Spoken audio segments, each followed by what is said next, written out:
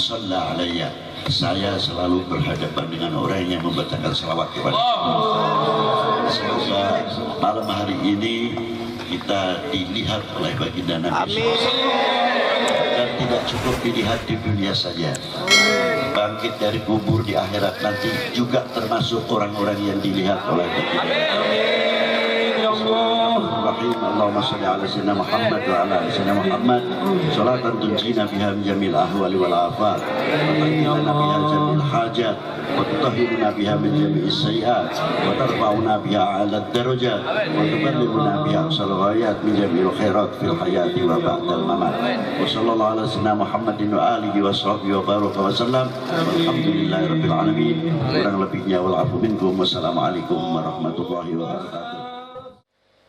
Kita ngerti yang demikian gimana? Kitab Maulud Rasulullah itu ada 300 kitab Maulud, bukan sentuh durar saja, banyak lain-lainnya. Dan banyak mata pelajaran yang luar biasa. Bagaimana cara dakwahnya Rasulullah sudah disifati dahulu oleh Allah Subhanahu wa taala. Laqad ja'akum rasulun min anfusikum. Kalau Ibnu Abbas membacanya min anfasikum, ditakdilkan, karena dari kalian bukan sembarangan kalian, dari kalian. Laqad ja'akum rasulun min anfusikum. Sifatnya rasulun min anfusikum bagaimana disifati oleh Allah Ta'ala. Jangan khawatir, ini utusanku azizun alaihi ma anittum, sangat berat terhadap umat menanggung. Bukan berat masalah perjuangannya, tidak, tapi beban yang akan datang melihat situasi keadaan umat ini. Rasulullah merasakan hayati indallahi khairun lakum wa mamati indallahi khairun lakum. Hidupku untuk kalian baik dan matiku pun untuk kalian baik, karena setiap umatku senang, bergembira, luar biasa, rukun, kompak, jauh dari segala perpecahan. Maka Allah Ta'ala memberitahu, lihatlah umatmu ya Muhammad. Tapi ketika ditunjukkan umat dalam keadaan pecah belah, Rasulullah diberi tahu, tuh umatmu, lihat keadaannya pecah belah. Kapan kita akan membahagiakan Rasulullah? Kapan? Kalau selalu kita membuat Rasulullah susah di dalam kuburnya, mestinya kita harus mengurangi kesusahan baginda Nabi sallallahu alaihi wasallam. Itulah coba cintanya Rasulullah kepada umat ini.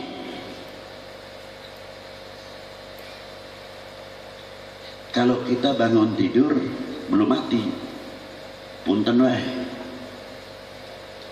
Nyai pertama kali ditanyakan, nu resepna kesenengan kopi, mesti tanahnya kopi, tehnya teh.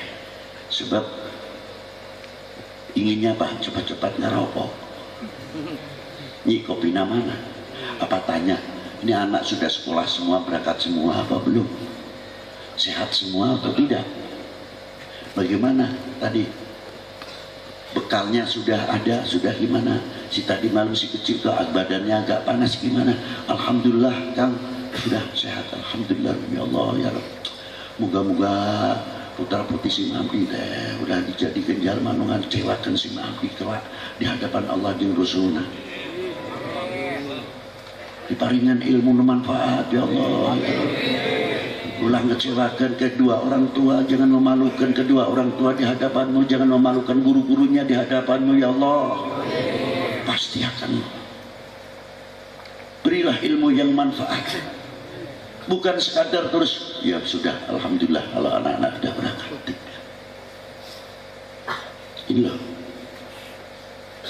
Tapi kalau Rasulullah jangankan lagi bangun tidur, begitu bangun fi yaumil qiyamah dari kuburnya sudah dijemput oleh para malaikah membawa kebesaran-kebesaran. Bidadari membawa pakaian-pakaian dari jannah. Begitu dibangunkan dari kuburnya, Rasulullah memegang lengannya Sayyidina Jibril. Kaifa ummati ya Jibril?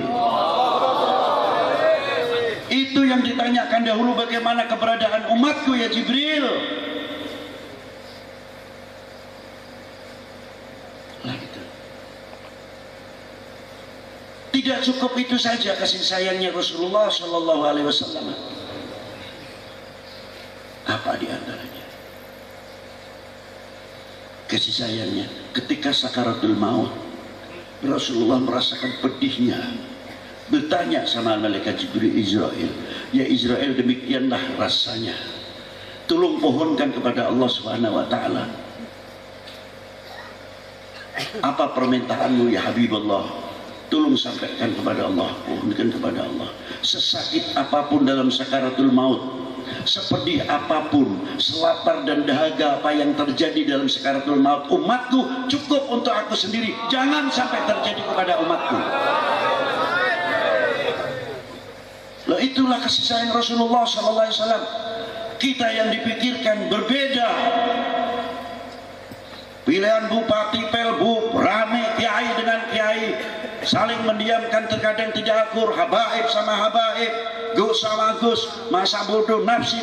Katanya ukhuwah. Dari mana ukhuwah? Malu sama Rasulullah Sallallahu Alaihi Wasallam. Nah itulah.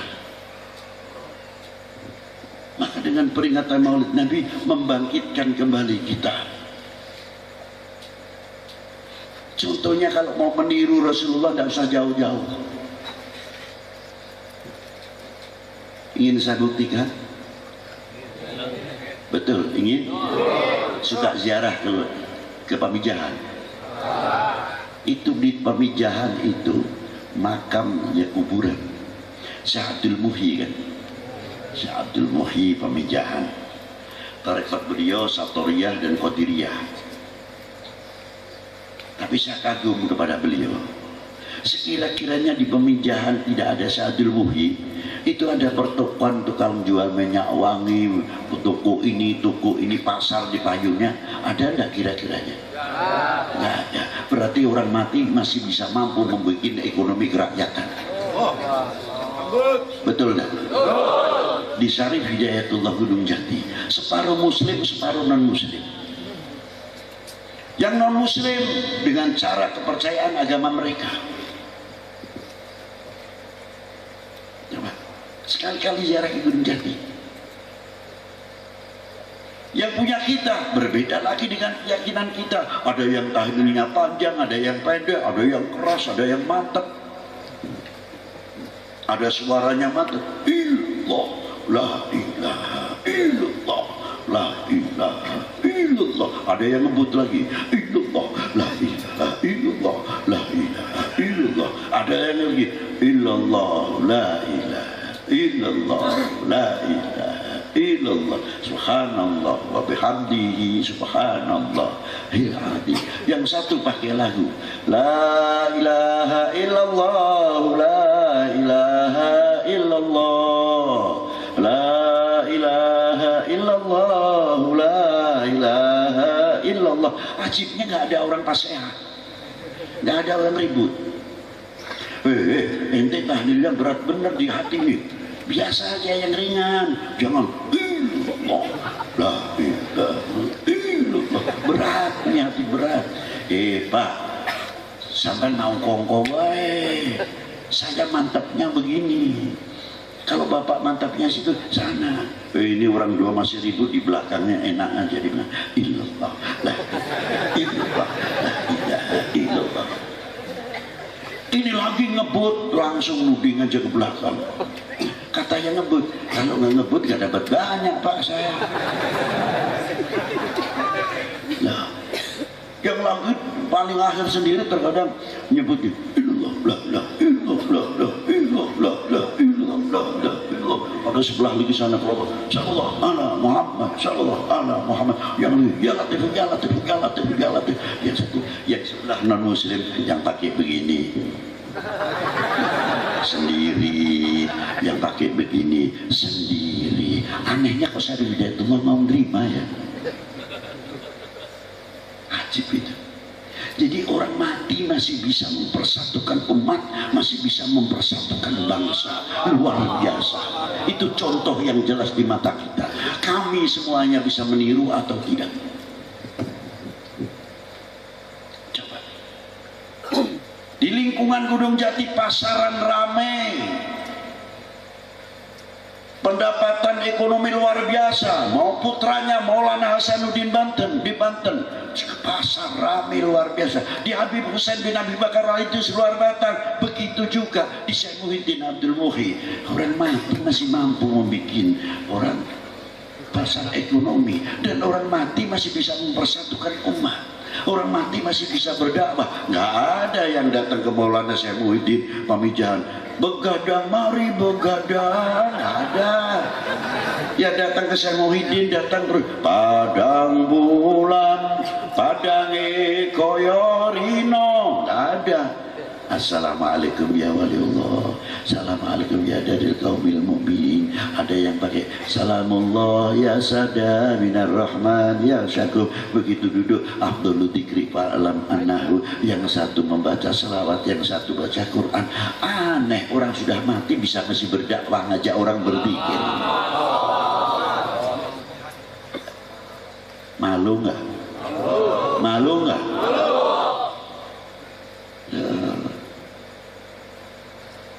Itu contoh yang luar biasa.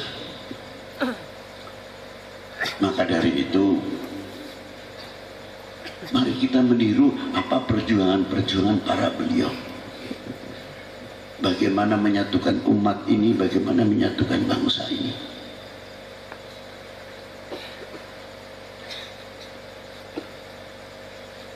Allah Ta'ala berfirman, "Qul in kuntum tuhibbunallaha fattabi'uni yuhibbukumullah." Katakanlah kekasihku kepada umatmu, bila kalian semuanya ini mencintai aku, yakni Allah Ta'ala. Allah Ta'ala berintahkan kepada Rasulullah untuk mengucapkan apa? Untuk memberitakan, fattabi'uni, ikutilah aku. Oh, orang kenal sama Allah Ta'ala tanpa melalui pintu Kanjeng Nabi ya repot. Sebab dasarnya apa? Fattabi'uni itu tadi. Baru yuhibbukumullah. Coba. Lalu sahabat tanya, ya Rasulullah, mata aku mu'minan shadiqan ya Rasulullah, sejauh mana kita dikategorikan orang yang beriman? Dijawab Rasulullah, idza ahbabtallah, selagi engkau mencintai kepada Allah. Selanjutnya ya Rasulullah, selagi engkau mencintai Rasulnya. Selanjutnya ya Rasulullah, mengikuti sunnahnya dan tarekatnya. Selanjutnya ya Rasulullah, tengah-tengah ini hadis hebat sekali. Wal yatawaffatun nas fil iman ala qadri tafawutihim fi mahabbati. Kadar bobot iman seseorang adalah tergantung kecintaannya kepada aku. Kalau cintanya sama Rasulullah luar biasa, imannya akan semakin membumbung luar biasa. Tapi kalau imannya mahabbah, cintanya Rasulullah melentur, jangan tanya, imannya pun ikut melentur. Ini hadis, dan hadis ini sangat mutawatir. Begitu pula, ini kelas tinggi. Yang di bawah itu apa? Kalau kita tafsirkan jauh, kadar cinta seseorang dalam tanah airnya tergantung kecintaannya kepada bangsanya. Kalau cintanya kepada bangsa ini luar biasa, pasti cintanya kepada tanah airnya luar biasa. Dan sebaliknya, kalau cintanya kepada tanah airnya, pada bangsanya luar biasa, pasti cinta kepada tanah airnya luar biasa. Tapi oknum-oknum manusia yang sengaja ingin menghancurkan umat Islam, bagaimana cara menjauhkan umat ini kepada nabinya, digerokotin terus. Muhammad orang biasa, jangan berlebih-lebihan dan sebagainya, dan lain kata dan sebagainya. nanti yang tugasnya untuk menjauhkan kita dengan para sahabat Nabi sendiri. Ada oknum manusia yang supaya kita tidak percaya dengan ahli baitin Nabi sallallahu alaihi wasallam sendiri. Ada lagi supaya bagaimana Indonesia ini bisa dipecah-pecah belah, supaya dijadikan tumpeng, dijadikan 6 juga bisa, dijadikan 7 bisa, jadikan 9 bisa, supaya Indonesia ini pecah. Sebab umat Islam yang paling terkuat adalah di Indonesia, bangsa yang paling kompak dan bangsa yang ruhamah betul-betul banyaknya di Indonesia. Luar biasa. Di luar negeri kita mau duduk sama Dan Ramil setengah mati. Ada apa dicurigai? Kalau duduk dengan polisi sama, jangan dikira. Tapi yang ada di Indonesia, walaupun bagaimana, cukup tanpa melihat oknum. Jangan melihat oknum untuk menghancurkan daripada institusinya polisi ataupun tentara. Jaga itu, karena itu kewibawaan bangsa. Kalau TNI-nya sudah melorot kewibawaannya gara-gara sebab kita, polisinya sama, tinggal tunggu waktu. Indonesia mau dipecah jadi berapa? Wahai bangsaku yang kubanggakan, relakah negerimu terpecah belah? Keras. Buktikan kalau tidak. Wahai bangsaku yang kubanggakan, relakah bangsa ini terpecah belah? Persatukan kita. Ini sudah mulai oknum-oknum bagaimana Indonesia ini bisa dibagi kayak tumpeng. Ingat itu. Perjuangan-perjuangan kita ikut andil, tinggal mengisi kemerdekaan saja tidak. Mana yang kita jumpai paling bisa dihitung 1945 kita ada di mana? Jawab. Belum lahir. Betul? Nah, 1947 di mana? Masih belum lahir. Belanda masuk lagi. Merah putih yang sudah berkibar kita perjuangkan penuh dengan darah, meneteskan darah, mengorbankan keluarga, menaruhkan jiwa, keluarga ditinggalkan demi kecintaannya kepada bangsa ini. Coba berkibar kembali sangsaka merah putih. Jangan dikira kita mitoskan kepada merah putih. Merah putih makhluk kok, tapi kita menghargai dengan mitos berbeda. Rasulullah mencium Hajar Aswad. Apa Rasulullah terus memitoskan kepada Hajar Aswad? Tidak sama sekali. Justru Hajar Aswad terhormat karena dicium oleh Rasul. Zam-zam sekarang kita hormati, kita minum karena pernah mencuci Rasul. Berarti yang mendapat kehormatan Rasulullah apa Zam-zam? Zam-zam. Nah, merah putih itu tidak ada tulisan satu huruf pun, tapi yang ada 2 warna. Apa? Merah dan putih. Isinya kandungannya apa? Walaupun tidak ada huruf. Kehormatan bangsa, jati diri bangsa, harga diri bangsa ada di dalam merah putih itu. Kalau ilmu tempur, kalau merah putih itu sampai jatuh berarti perang kalah. Ingat itu. Kalau yang menjunjung tinggi bukan kita semuanya, lalu ngenteni sopo, nunggu siapa lagi? Kita yang harus bangkit, harus. Tapi tidak terlepas, tetap kita ikhtiar untuk menjaga nama baik Republik dan bangsa ini. Kita tidak akan menutup mata. Pasti yang oknum-oknum yang akan merugikan bangsa ini, negara ini, kita nasihati baik-baik. Biar sudah ada badan hukum, tinggal kita usul saja. Terus kita berjuang tanpa tapi dengan perjuangan tarekat baginda Nabi Sallallahu Alaihi Wasallam, dengan akhlakul karimah, dengan akhlak yang mulia, akhlak yang baik. Coba saya beri contoh. Ada seorang Yahudi. Seorang Yahudi ini paling benci sama Rasulullah. Sudah buta lagi paling benci. Sudah kalau dengar namanya baginda Nabi, kayak apa dia? Tapi anehnya, setiap makan itu yang menyuapi baginda Nabi. Disuapi sama Rasulullah. Setelah Rasulullah wafat, Yahudi itu belum Islam. diwakili oleh Sayyidina Abi Bakr Siddiq radhiyallahu taala anhu. Diwakili. Ini kok tangan lama-lama kok beda betul dengan orang yang dahulu tukang menyuapi saya. Lalu bertanya si Yahudi, ini siapa sebenarnya tangannya? Anak Abi Bakr Siddiq. Enggak, saya mau tanya orang yang dulu suka menyuapi saya itu siapa?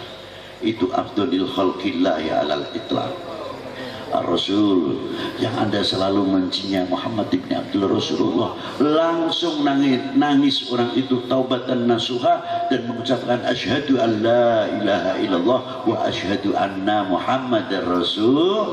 Itulah dakwah yang dilakukan oleh ditiru oleh Pabi 9, ditiru oleh para ulama-ulama kita, Sadatunal Alawiyin al-Habaib, para kiai. Semoga dengan adanya maulud ini menjadi cermin untuk kita semuanya bisa meniru akhlakul Nabi sallallahu alaihi wasallam. Ya Nabi salam alaika, ya Rasul salam alaika, ya Habib salam alaika, salawatullah alaika, asyrafal kaunu btihaja biwujudil Mustafa Ahmad waliyahil kauni wa sururul